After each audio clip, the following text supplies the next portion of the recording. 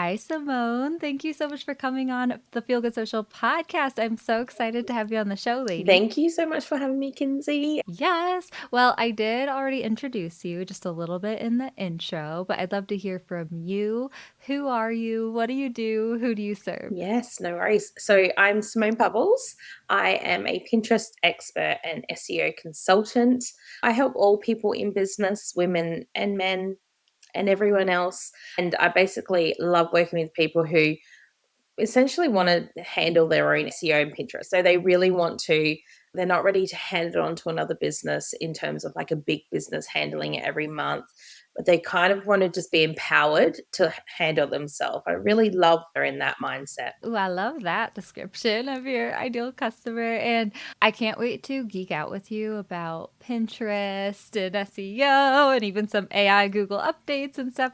But before we dive into that, I always like to kick off these conversations by asking, how did you get started dipping your toes into entrepreneurship? What has that journey looked like for you? Oh, yeah. So for me, it's been a little different because I also work as a registered nurse and I work in an emergency department, so like accident and emergency. And it's always very like busy, go, go, go. And you never really have like a resolution to a case because you fix somebody for the short time to then hand them on to another ward or another area, or they go home and their acute issue is dealt with, but they're still got something that's hanging around and they need to chase it up with another specialist or their GP and their general practitioner. And so I really felt like this, something hanging, like I want some resolution. I want to feel completed, like I've achieved something. And I thought back to a time in my life where I did feel like that. And it was when I worked in administration. So I decided to start as a VA, a virtual assistant, and very quickly found that in Australia there was really not many specialists in that area. So started working or learning as much as I could about Pinterest, and I'm a really great kind of like self learner. So just taking it in from everywhere I could. Very quickly from there, realized the importance of SEO and keywords and Google and how the two really work well together. Yeah, and that's what got me here. Oh, wow, that's so interesting and cool. I love just hearing everyone's different stories and motivations and interests and how your journey has gone along. So, okay, I think we should just dive straight into the Pinterest stuff, lady. I am so interested because I have not interviewed someone about Pinterest for a while. I know there's so many new updates and things. And when we were talking before we hit record, you're like, I think this is going to be Pinterest's year, you know? So let's just talk about that. Like, what are you seeing happening with Pinterest lately? Yeah, I think the actual audience on Pinterest is still quite small, particularly in comparison. Facebook is heading at 2 billion plus users, and we're still in the millions for Pinterest. And so there is so much potential for that audience to grow. Here in Australia, the audience is about 7 million. So to get to the 400 plus that is worldwide, still such a big gap. And so I just think the potential for growth there is wow, like out of this world.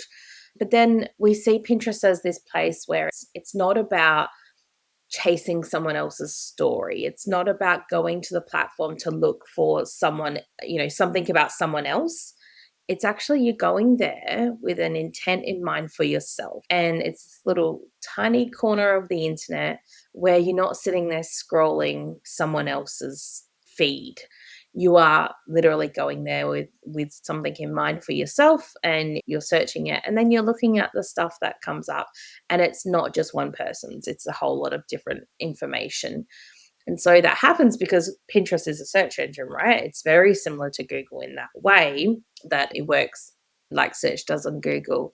And so for Pinterest, I think it's the perfect place to share content in terms of that high level blogs, that really great content where you're connecting with your audience and giving your audience something more than just products or that expectation services of them buying your services.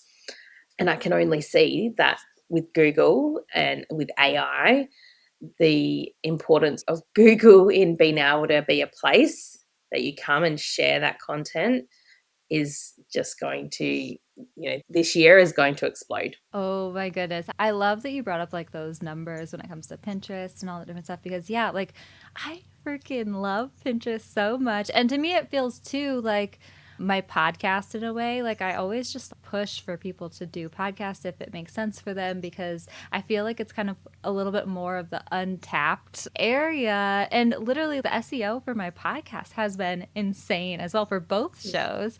And I feel the same way about Pinterest. Literally, I still get most of my leads for my email list from like pins that I posted years ago. I mean, Exactly. Well, that's the thing. It's evergreen. So the stuff you put on there is around forever and it will be found over and over again. If you've used the right keywords and the right SEO, you've optimized it in the right way so that it can be found. I've got clients that have posted something for Easter, for example, 8 years ago.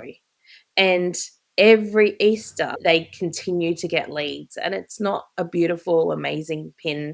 It's just a pin about Easter that leads to their actual TPT store, their Teachers Pay Teacher store.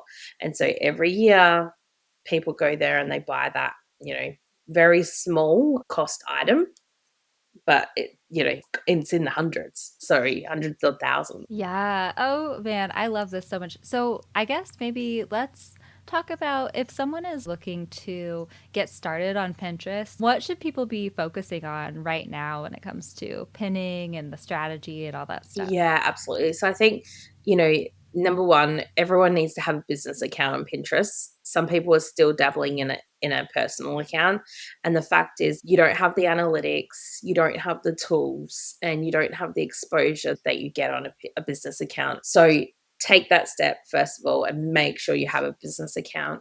And then just don't go to Pinterest with the expectation of selling. Go to Pinterest with the expectation of actually helping your audience and having content that is going to do that. So, really think about that when it comes to your content plan. So many business owners, particularly e commerce, will say, I don't need a blog. Like, why would I have a blog? What's the reason for a blog? Well, the reason is to help your audience. And it doesn't have to be a blog because some people don't like writing, but you can do vlogs, you can do videos, you can do opt ins and booklets and workbooks and masterclasses and FAQs. There's a whole list of things that you could put on Pinterest that you haven't even thought about. You could create a quiz, you could do tutorials. There's just so much out there that you can put onto Pinterest that people don't think about. And ultimately, video is what's going to work on Pinterest as well. We know that it works everywhere else. And you can, at the end of the day, just put some videos up there that lead back to appropriate places on your website. So, I think number one, business account.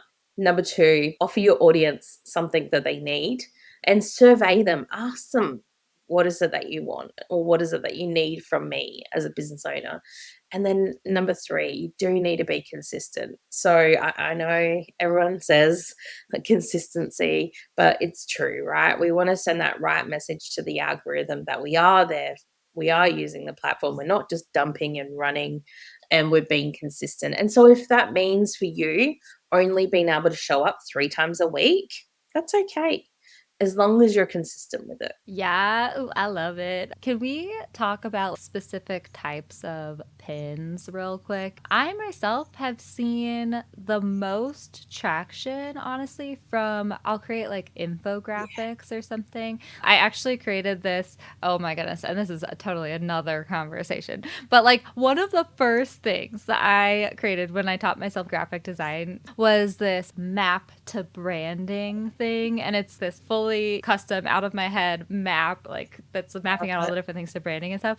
And someone totally ripped it off on Oh my Pinterest. And like it is impossible to like get that taken down in a way because I feel like every pin turns into like its own new pin in a way, you know? And like, so anyway, I've had worse things happen to me in my life and I'll take it as a compliment, you know? But yeah, like I created that map to branding thing, but then I've even created like, you know, a pie chart situation. And it was funny, actually, the pie chart was inside a carousel on Instagram and it wasn't even the first slide I used on Instagram, but I just like threw it on Pinterest with that side being the first thing. And that's one of my highest pinned things or whatever, you know? So I don't know. Tell me your thoughts about all that Oh, stuff. that's great. I love hearing that. And so, not about the ripping off part, because unfortunately it does happen. And there are steps that people can take to try to get that content taken down. It's hard though when you can't find the original source, but you can certainly Hmm. report it every time you see it. So that is an Hmm. option. But we know that video content is number one, the primary thing we want to put onto Pinterest. That is what works the best. And then following that, there are lots of options. You've got carousels that you can still do on there. And then, of course, static pins. There used to be a thing called idea pins. They're not anymore. They don't exist. They're now just pins, basically. So, and there are, obviously, we know like that 2 to 3 ratio works the best.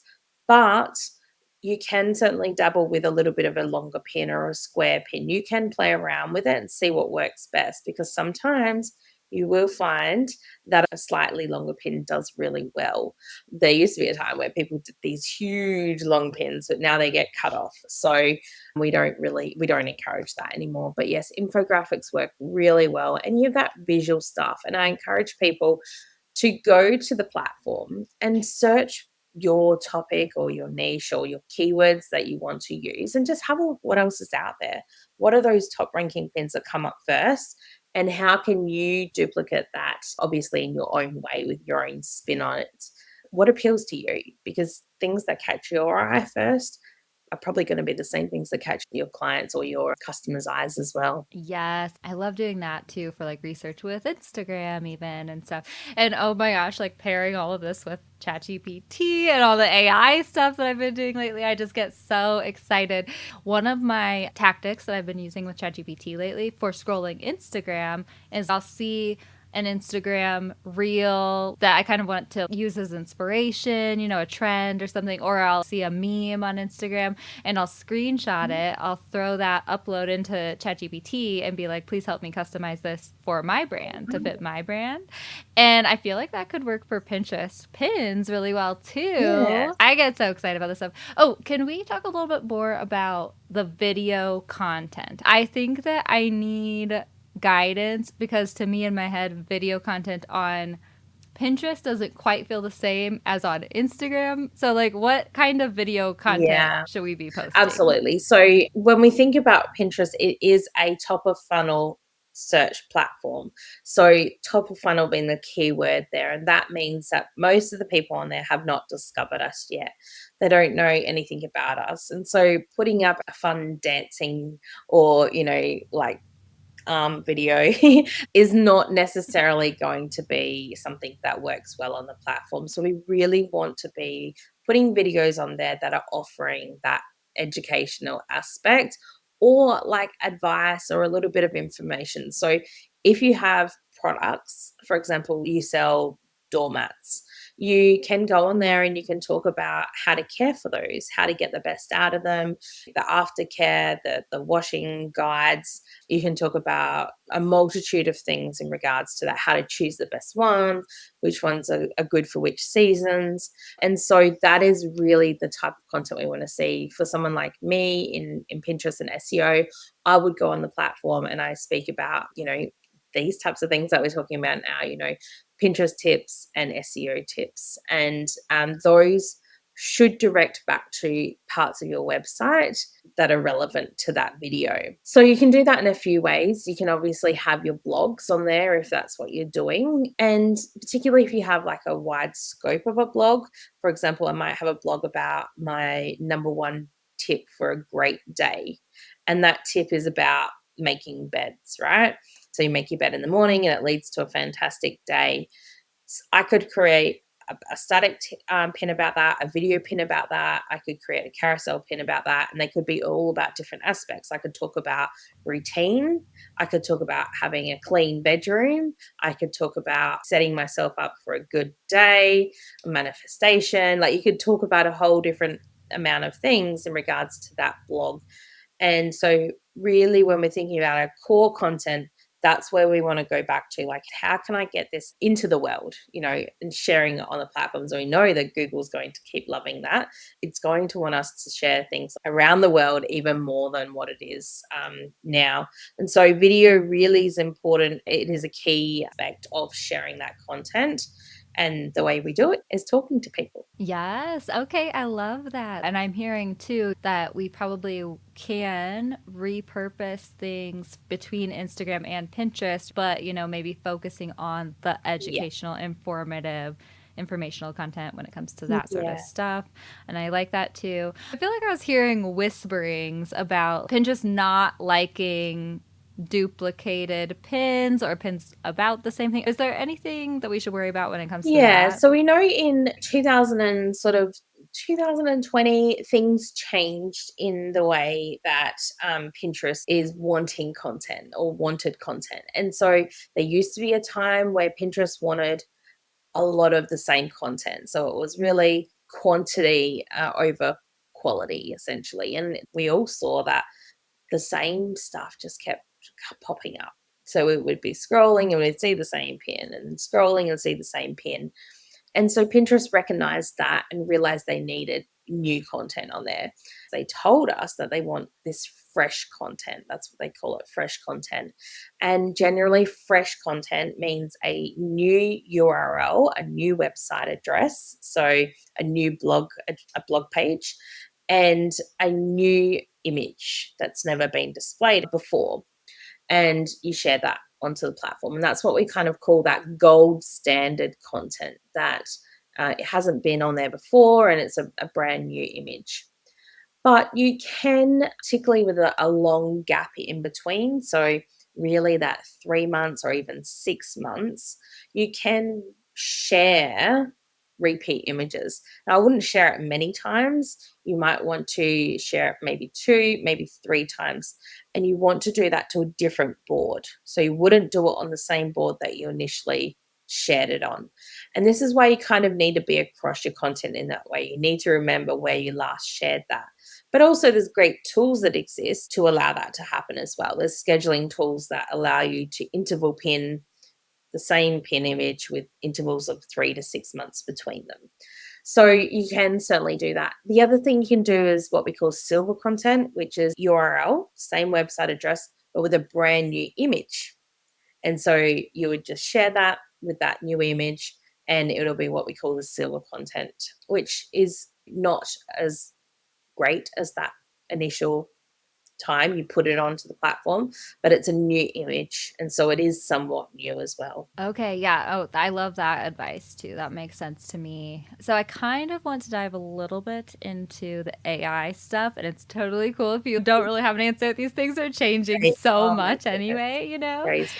But I know that we had talked about a little bit Google's search update, and they're really trying to come down on especially like the super generic and unhelpful AI content, Yeah. it seems like. Have you noticed anything from Pinterest when it comes to that stuff, and or just like what are your thoughts on the Google update and Yeah, stuff? I think it's all new. And I think this is going to be an evolving space where we're going to start seeing that happening. But essentially, in all aspects of what we share, with our AI or not, we need to be talking to a human. So we need to be human first.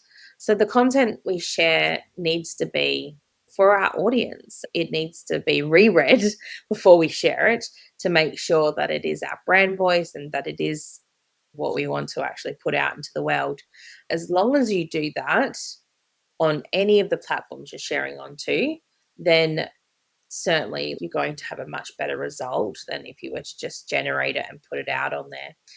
Pinterest itself is dabbling in having the little AI magic writer thing on there. So that is certainly something that's going to be evolving and look at going forward, but not yet. I haven't particularly seen it having too much of an impact yet. I think people are already starting to realize when you're just using AI straight out of the box because they know those boom words, those words that are AI words, and they know that it doesn't sound like you. And so, you're a big believer, and so am I, in using AI as a tool to write for us, but we need to make sure that we're checking it and it's actually us. It's so interesting. That's why I love my Authentic AI sister podcast, just to see all this stuff unfold. And it's a little nerve wracking sometimes, but it's also like exciting. And exactly, always feeling grounded in just who your brand is and how you're showing up and wanting to help people. And if you're not one of those people who's just trying to churn out content and not caring about quality, then you're going to be Yeah, fine no matter what. exactly. One thing that I'm so curious about, and if you don't have any thoughts, that's totally okay, but just with Pinterest being such a visual platform, I'm so curious about if AI generated images at all or is going to affect any search results or anything. I personally have been using AI generated images for my Authentic AI brand and the backgrounds of my podcast snippets and stuff like that. And it's so fun. But I just wonder if it's going to affect Google search results, Pinterest search results. I think it's going to be really interesting, maybe especially for visual platforms like Mm. Pinterest. What do you I think think? definitely it'll be interesting to see where it goes. The fact is that people use images on there that aren't their own. They use them from stock libraries, they use them from memberships that they pay for, where people give them images to use. And then they might snip, you might have an image that you zoom on and you snip just that bit. So images on there are already being used in a very different way and from all different sources. And so I think AI is just going to help that along. The one thing that it may do is that potentially it may create images that aren't real and can be a little bit misleading. And so I think that's for us again, just making sure that the images we put up portray us in the right way.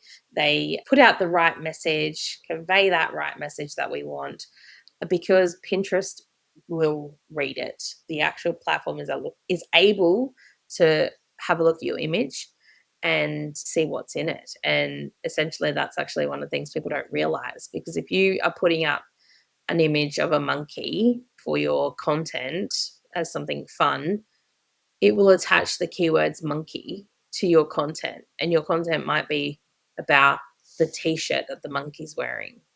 So it's really important actually to put images up on there that are referring to your content and actually make sense. Oh, yes. Oh, I'm so glad that we got here in kind of a little bit of a roundabout way. But I think that that is one of those things that a lot of people don't necessarily realize about Pinterest, right? It is such a visual platform and it works so differently than Instagram, although Instagram does read the images more than it used to for sure now. But the fact that it will attach the keywords to your images in that way in the search, like, processing or whatever. That's so interesting to me. And I've noticed that too because one of those features that I just love is the image search feature, whatever. So like you're on a pin and the woman's wearing a Yeah. jacket that I'm like, "Ooh, I want that jacket." And you can search for that jacket and it'll show you different options that you can buy the No, jacket or it's out of whatever. this world. And that's the one thing about Pinterest as well that people don't realize, the shopping capabilities.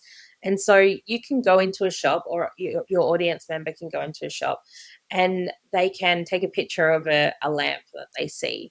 And it might be a really expensive lamp, so they can't afford that brand, or it might be a really like poor quality version of it and they want a better quality version. And so they can take a picture of that in the Pinterest app, and Pinterest will bring up all the content that it has on the platform that looks similar to that lamp that you've taken a picture of. Oh yeah. So amazing. So for like small business owners, do you have any quick tips or strategies for how you might be able to boost your success that way at all Yeah, I or think so. Obviously, being on top of trends, and the trends tool, particularly, so Pinterest has a trends tool in it where you can literally go to the trends tool and type in a trend or something. You might just type in lamps and it will start bringing up, it will send you down this rabbit hole. You'll be there forever. But it'll tell you certain lamp styles or certain styles of interior design, and you'll just keep going down and down and down, and you'll start seeing what the trend looks like for that. So we know actually going into sort of June or into now, there's this really big uptrend of digital marketing. So that's great for people in the digital marketing space because you can see the rise happening. Now, how long it will go for, we don't know, but we just can see that. So it's about identifying those trends and trying to be in front of them. And if you have an e-commerce business that offers seasonal products, then again, looking at when that trend's starting and hitting it before that trend is going to be the best strategy in that way. And then, other than that, optimizing your content with those keywords. So, head to the search bar, type a word in there, see what comes up, drops down in the drop down box. If nothing drops down, then it's likely that's not the right keyword. So keep having a play around to think about and to discover the language that your audience is using. Don't be afraid to ask them.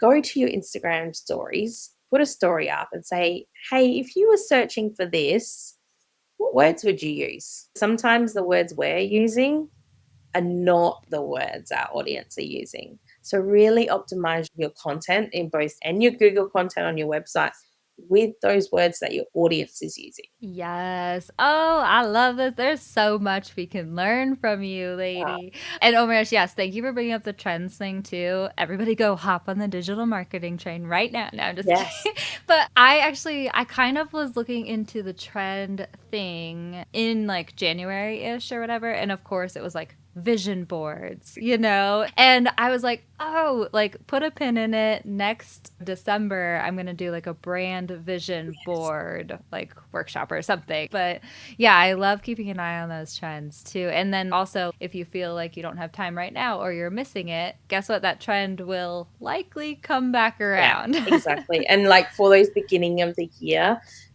starting a business, everyone's coming back from their holidays, their Christmas holidays, and they're like, oh, I don't want to go back to work. Or they're thinking, you know, I hate my job. I'm going back, but I'm not doing this anymore. And so they start looking for ideas on how they might be able to start a business. So that's great for any coaches out there or any entrepreneurs in that space of helping people start their own business. And then we see in spring, there's a big uptake of people trying to look for spring cleaning ideas or decluttering ideas. And obviously, leading into all the seasonal content, 8 weeks before the seasonal holiday or whatever it is, you want to get your items up during that time. Ooh, I love these like actionable, tangible takeaways, lady. Okay, we have so much more to learn from you, and I'm sure that you have tons of resources and all the things that we can come find. So, can you please share with everyone how they can connect with you and any resources that you might have to share? Absolutely. So I'm on all the platforms, including Pinterest, but certainly pop into my DMs on Instagram, head over to my website, have a look at my blogs and any of the content I have there. Or, if you want to get in contact, my website is www.simonepavils.com. And on Instagram, I'm Simone Pavils and all of the other platforms as well. Okay, yay. Oh my goodness. Thank you so much for this awesome conversation, lady. I've really enjoyed Thank you it. for having me.